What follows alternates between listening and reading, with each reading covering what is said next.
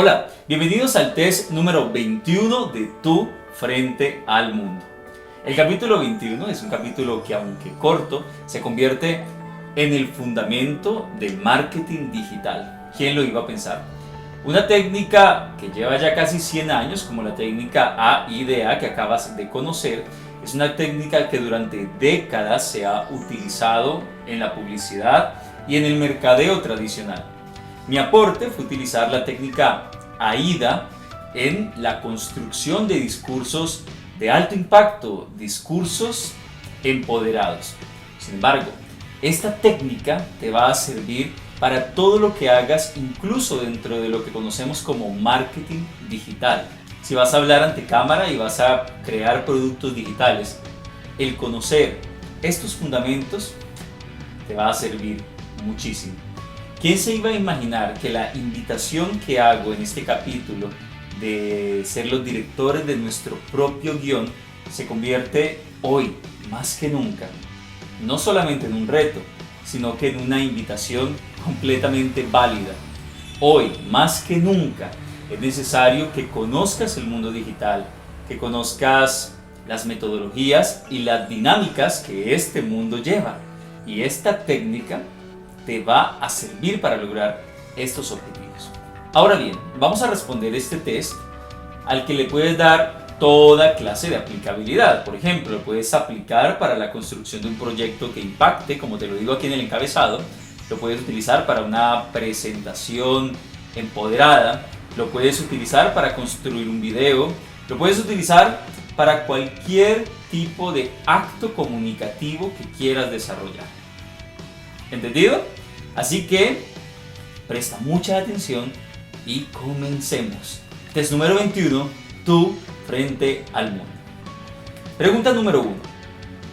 ¿Creas diferencias en el tono emocional de cada una de tus presentaciones? A estas alturas tú ya entiendes qué es el tono emocional de cada una de tus presentaciones. ¿Creas diferencia en ella? Si dices que sí, pues bueno, señor o señora estratega, te felicito. Si dices que no, es necesario que comencemos a entender lo que es un tono emocional, tanto en las presentaciones como en los segmentos o en las partes de cada una de las presentaciones. Un principio difícilmente va a ser igual que un final. Pregunta número 2. ¿Realizas presentaciones versátiles y dinámicas que lleven a tu audiencia a diferentes estados emocionales? La mayoría de mis alumnos siempre me dicen: profe, yo no quiero realizar presentaciones planas. ¿Tú realizas presentaciones planas o por el contrario realizas presentaciones versátiles, dinámicas? ¿Cómo lo haces? Si tú crees que realizas presentaciones planas, si respondes que no a la pregunta que acabo de hacer, es necesario que comiences a trabajar en ello, tanto con la metodología que te estoy dando acá en este capítulo, como con los ejercicios que te voy a proponer en la plataforma Empodérate y Comunica. ¿Te parece? Ahora bien, si tú dices que realizas presentaciones versátiles y dinámicas, seguramente puedo decir que trabajas en este mundo del marketing digital o que tienes mucho éxito en el mundo de las presentaciones públicas, ¿verdad? Pregunta número 3. ¿Capturas la atención de tu público en el primer minuto de presentación? ¿Cómo lo haces? ¿Tienes ese gran poder de capturar la atención de tu público en el primer minuto? Eso cuando hablamos de presentaciones públicas en un escenario. Sin embargo, cuando estamos hablando de un video, por ejemplo, cuando estamos hablando del mundo digital, de un contenido de una red social, la captura de la atención tiene que llevarse entre los primeros 3 segundos y 15 segundos. Por eso te pregunto ahí, si respondes que sí a esta pregunta, ¿cómo lo haces? ¿Cuál es tu técnica? Pues la primera letra de la técnica AIDA, la letra A, que tiene que ver con la atención, y lo que te enseñé en este capítulo te va a ayudar muchísimo para que puedas capturar la atención en los primeros segundos o en el primer minuto si es una presentación en público. Ahora, si dices que no, no te preocupes, es muy difícil. Las compañías siempre han invertido millones y millones, no más, para tratar de capturar la atención. ¿Por qué será? Porque capturar la atención No es fácil tampoco. Entonces no te preocupes, vamos a aprender. Para eso, estás dentro del proyecto Empodérate y Comunica. Siguiente pregunta. Pregunta número 4.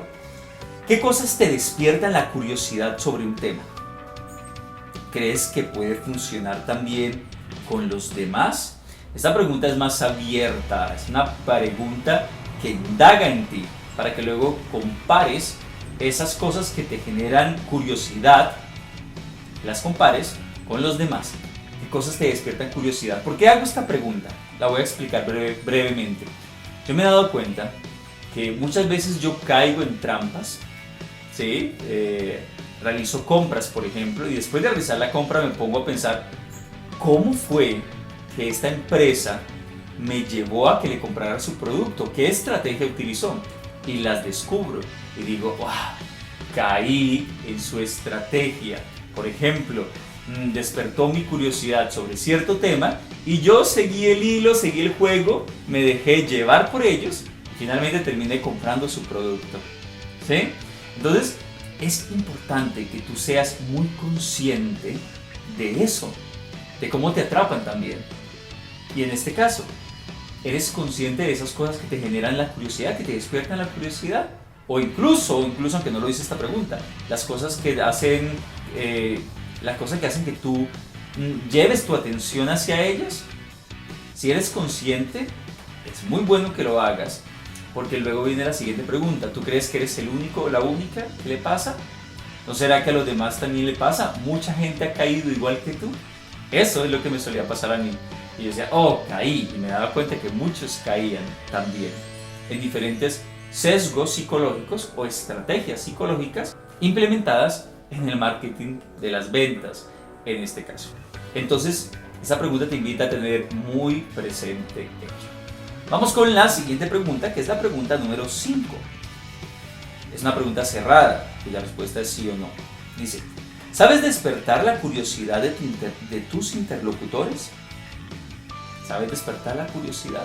O sea, no solamente tienes la capacidad de capturar su atención, sino que comienzas a despertar la curiosidad sobre el tema que estés desarrollando. Y luego hace una pregunta abierta. ¿Y cómo lo haces?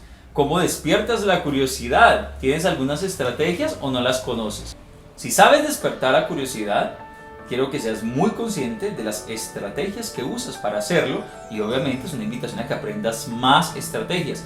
Existen muchas estrategias, algunos los llaman, como ya lo mencioné, sesgos psicológicos, que palabras más o palabras menos son pequeñas trampillas que se realizan para conducir el pensamiento o la acción de las personas a un objetivo comercial específico. Entonces, en este caso, si dices que no sabes despertar la curiosidad, pues únete a este club y vamos a seguir aprendiendo entre todos estas herramientas para que lo utilicemos, ojalá, de muy buena manera. Siguiente pregunta, que es la pregunta número 6. ¿Puedes hacer de tus contenidos algo muy atractivo para otras personas?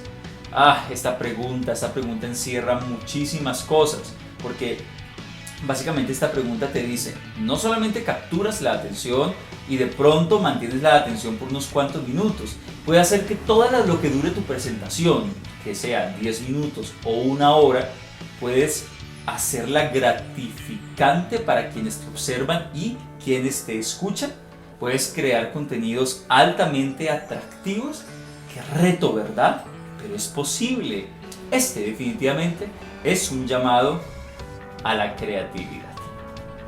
Si dices que sí, wow, yo creo que muy pocas personas de las que yo conozco contestarían que sí, a menos que se dedicaran y tuvieran éxito en estos temas. Si dices que no, bienvenido o bienvenida al club. Vamos con la última pregunta, que es la pregunta número 7. ¿Cómo son los finales de tu presentación? ¿Queda el público con algún tipo de llamado a la acción? En esa pregunta nos centramos en el final de la presentación. ¿Cómo son? ¿Tu comunicación se hace viva? ¿Qué quiere decir viva? El mensaje que brindaste durante tu presentación se mantiene. Incluso una vez hayas acabado tu presentación, la gente replica lo que tú estás diciendo. Ahí es cuando llamo que la comunicación es viva. ¿Queda el público con algún llamado a la acción? Lo más probable es que digas que no, que contestes que no. Tendríamos que ser unos expertos, creo yo, en publicidad o en marketing o en comunicación para decir que sí a las preguntas, a la mayoría de preguntas de este test. Incluso yo me considero un eterno aprendiz de lo que es el marketing digital y de la aplicación de los sesgos psicológicos y de técnicas como la técnica AIDA a estos campos, que son los campos digitales.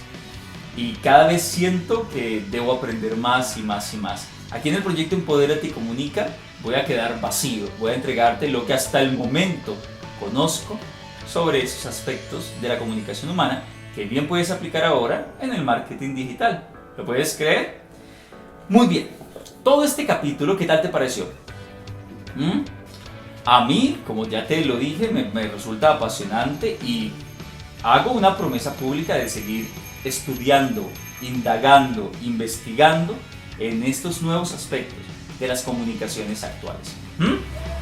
Ahora bien, todo este capítulo y también se puede decir que este test hacen un llamado al avatar correspondiente a este capítulo, que es el avatar de la autonomía. Observémoslo atentamente. La conceptualización de este avatar dice: la capacidad para ser dueños y responsables de nuestros actos, un poder para crear con libertad según nuestros propios deseos, tiempos y ritmos. Este tema, que es el tema de aprender a organizar una presentación, a empoderarnos de nuestra comunicación, que es el tema que brinda el capítulo 21, me ha servido como pretexto para que como seres humanos en el proceso de desarrollo tengamos un llamado hacia la autonomía como habilidad. El que tú elijas y el que tú decidas qué decir, cómo decirlo, cuándo decirlo, cómo estructurar tu presentación, cómo usar tu creatividad, tu propia creatividad en tu presentación, cómo impregnar cada mensaje que das con una alta dosis de creatividad, basándote en tu autonomía, tu propia libertad. Pero recuerda que la libertad está relacionada con la responsabilidad también. Por consiguiente, cuando decidimos comunicar un mensaje de cierta forma, es porque ya conocemos las consecuencias, porque sabemos hacia dónde queremos orientar a nuestro público y porque de una u otra forma estamos empleando nuestra inteligencia a favor de la comunicación humana. Ahora te invito a pasar al siguiente capítulo, muy relacionado con este capítulo, el capítulo 22. Capítulo 21 y capítulo 22, a mi modo de ver, son capítulos hermanos. Disfruta.